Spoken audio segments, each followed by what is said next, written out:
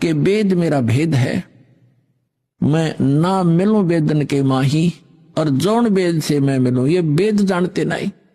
तो परमात्मा ने खुद आकर अपनी वाणी में बोला है, अक्षर पुरुष एक पेड़ है और सरपुरुष यानी ज्योति निरंजन वाकी डार, और तीनों देवा शाखा हैं, ये पात रूप संसार।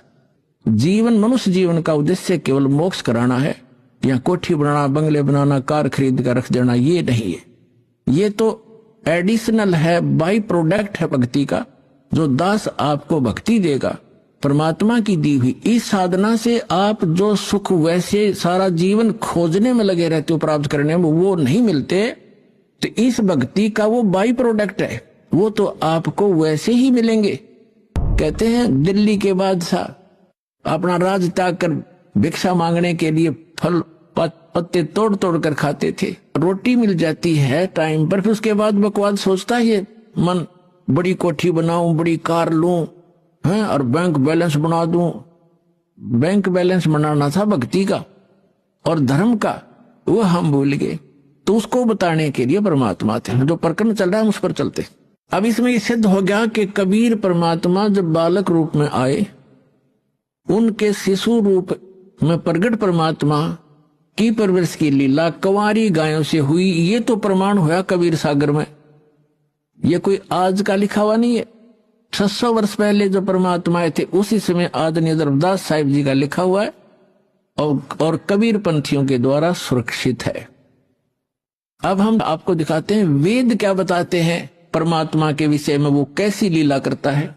ये देखिएगा, ऋग्वेद 9-10 मंडल इकट्ठा ही जल्द किया हुआ है अनुवाद करके।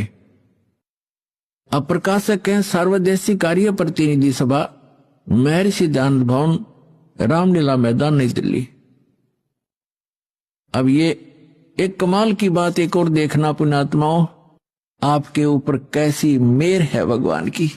यदि वेदों का अनुवाद ये दास करता, वही करना था जो इन चंद श्लोकों में उन लोगों ने किया है जो भगवान को निराकार मानते हैं। उनकी फाइनल है ये, उनका किनका, आर्य समाज वालों का, महर्षि दयानंद और उनके चेलों का। ये फाइनल फैसला है कि भगवान निराकार है, उसका कोई शरीर नहीं है, उसका कोई बॉडी नहीं है। और वेद भी उन्हीं के द्वारा अनुवादित है। ये चंद श्लोकों में परमात्मा ने उनकी दुर्बुद्धि पर पत्थर डाल दिए और एज इट इज अनुवाद करवा दिया जो वेद का होना चाहिए था।